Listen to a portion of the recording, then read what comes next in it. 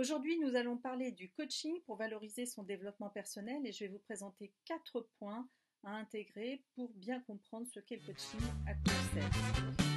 Imaginez, vous êtes peut-être dans une situation de vie, une période dans laquelle vous vous dites ça serait bien quand même que je travaille sur moi, que j'entame un travail de développement personnel. L'idée est là, mais finalement vous ne savez pas trop par quel bout l'attraper. Effectivement, il existe de multiples biais pour travailler sur soi. Ça peut être par exemple, vous décidez de travailler seul, vous achetez un programme de développement personnel, vous achetez des livres de développement personnel. Donc ça peut être tout à fait une solution qui est un peu difficile parce qu'elle nécessite quand même une certaine volonté, un certain engagement vis-à-vis de vous-même. Et surtout, vous n'avez pas de personnes qui vous permettent de prendre de la hauteur, de vous décentrer pour vous amener à regarder ce que vous vivez de façon différente. La deuxième solution, c'est de trouver une sorte de mentor, ça peut être un ami, quelqu'un de votre famille, donc vous décidez de faire ce travail de développement personnel seul ou quasi seul, mais avec une tierce personne qui va vous écouter, qui va vous accueillir dans votre réflexion, qui va peut-être aussi vous aider à avancer dans cette réflexion. Donc c'est tout à fait valable, hein, puisque cette personne sera certainement nourrie de beaucoup de bonne volonté. Le seul bémol, c'est que ce n'est pas un professionnel de l'accompagnement, donc elle va faire ce qu'elle va pouvoir, mais ça ne sera pas aussi efficace qu'avec un professionnel. Donc la troisième solution, c'est d'entamer un travail de développement personnel, soit avec un coach, soit avec une autre personne qui est professionnelle du développement personnel. Et là, vous allez trouver un cadre de réflexion qui va être sécurisé, qui va être étayé par des outils, par du questionnement de professionnels, quelqu'un qui connaît le domaine du développement personnel et qui pourra vous amener à progresser beaucoup plus vite. Nous en reparlerons tout à l'heure. Alors, vous vous demandez peut-être quelle légitimité j'ai à vous parler du coaching. Donc moi, je suis Agnès Boutry-Cousinet, je suis orthophoniste, sophrologue et coach. Et surtout, pendant des années, j'ai co-dirigé une école de coaching dans laquelle j'ai enseigné, j'ai supervisé. J'ai également beaucoup de coaching à mon actif, hein, puisque j'en fais depuis des années. Donc effectivement, c'est un domaine que je connais bien et que j'ai à cœur de vous partager parce que je suis témoin de la puissance du coaching. Moi-même, j'ai été accompagnée en coaching aussi à plusieurs étapes de ma vie, et ce qui m'a permis d'en être là aujourd'hui. Voilà, donc je vais commencer par vous définir rapidement ce que c'est le coaching pour vous donner un petit point de repère. Donc ça, c'est le premier point. Qu'est-ce que le coaching? Euh, pour le définir simplement, je dirais que le coaching, c'est un accompagnement qui est fait par un professionnel qui a pour but d'aider une personne ou même un groupe à la réalisation des objectifs qu'il s'est fixés lui-même, et ce, dans une période définie. Donc en gros, vous arrivez avec votre problématique, le coach vous aide à la clarifier. Ensuite, vous allez définir si déjà le coaching est le bon accompagnement qui vous correspond. Et vous allez entamer un travail qui sera bâti sur une relation de confiance. Vous allez cheminer ensemble pour aller jusqu'à l'objectif que vous avez posé. Donc vous partez d'un point A pour aller vers un point B. Le coaching, finalement, c'est pour qui? Le coaching, c'est pour tous ceux qui tournent en rond. Je commencerai même peut-être par dire que le coaching, c'est pour tout le monde. Tous ceux qui sont motivés. Parce que s'il n'y a pas de motivation, n'imaginez même pas entamer un coaching, ça ne servira à rien. C'est comme les résolutions du 1er janvier. Vous posez plein de belles résolutions, le 1er, le 2, le 3, et puis finalement, le 20, vous vous apercevez que vous n'avez même pas tenu la moitié, voire rien du tout de ces résolutions. Donc le coaching, c'est pour qui? C'est pour les personnes qui tournent un peu en rond dans leur vie, là je l'ai évoqué tout à l'heure, des personnes qui sont en train de vivre un changement ou qui vont vivre un changement pour bien le préparer, des personnes qui sont confrontées à une problématique, des personnes qui sentent une baisse, voire une perte de motivation, des personnes qui ont besoin de faire un point sur leur vie, qui se disent stop, là maintenant il faut que je fasse le point, que je sache où j'en suis et surtout que je redéfinisse vers où je veux aller, des personnes qui ont besoin de prendre du recul, de la hauteur sur certaines situations, des personnes qui sont en quête de sens, qui ne savent plus vraiment pourquoi elles vont travailler, quel est le sens de cette vie qu'ils vivent au quotidien, des personnes qui sont en proie à des doutes, à des peurs, qui vivent un manque de confiance, des personnes qui aussi en ont marre de courir après le temps. Donc vous voyez, il y a plein de situations différentes, des situations du quotidien de tout à chacun finalement,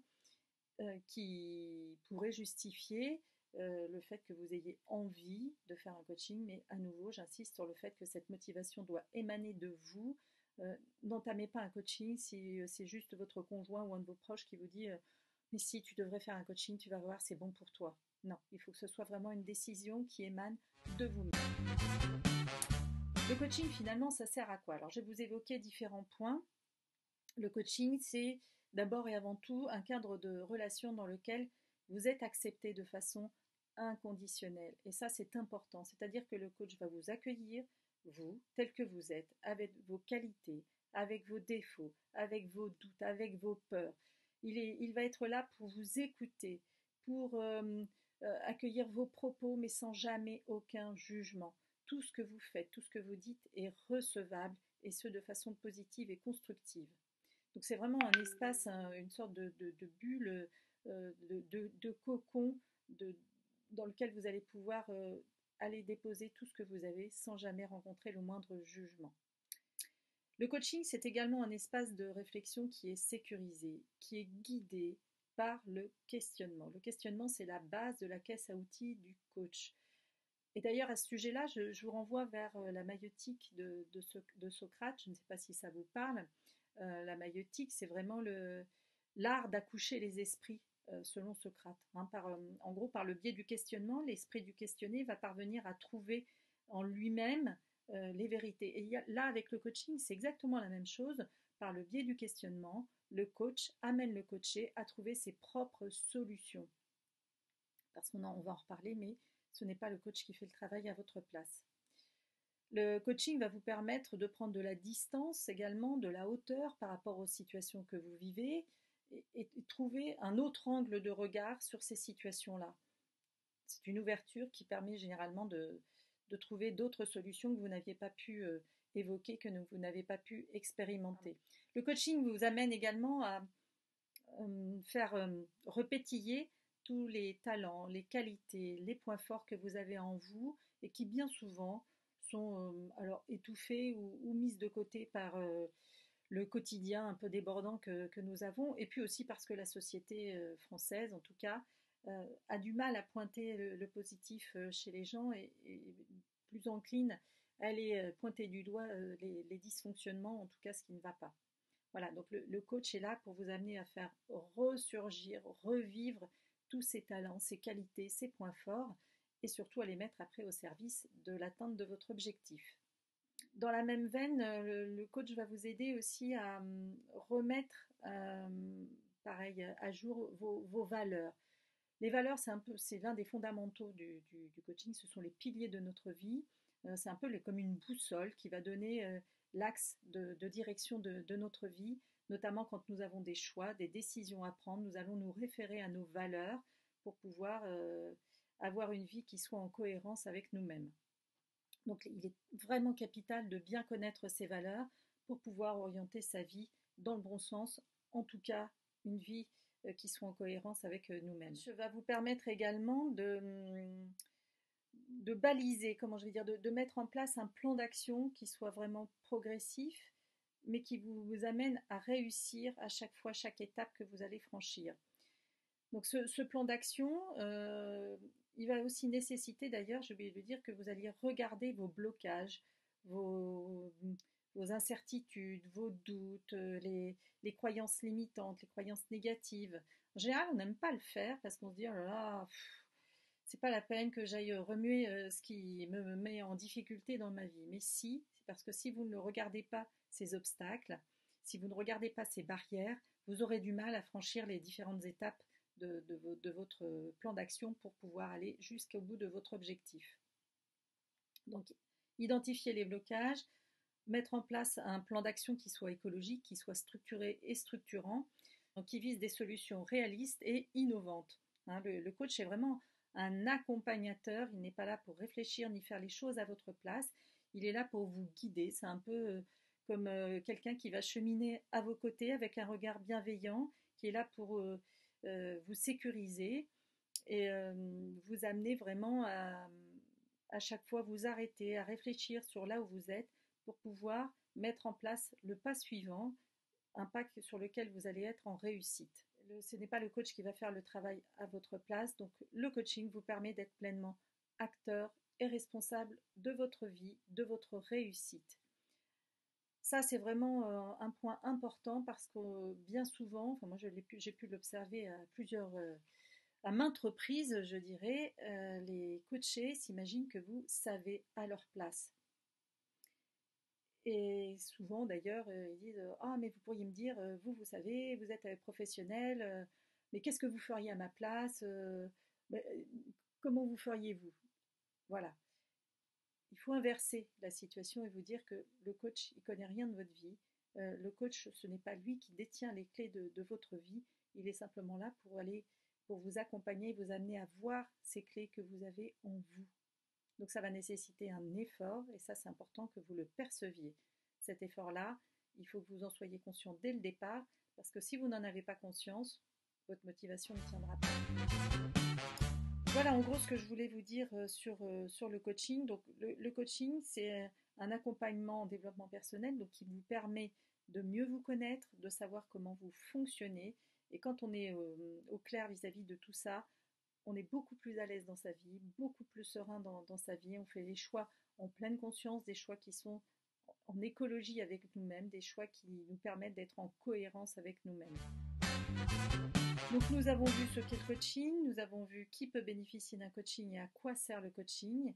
Maintenant nous allons voir le quatrième point, c'est qu'est-ce qui nourrit la puissance d'un coaching.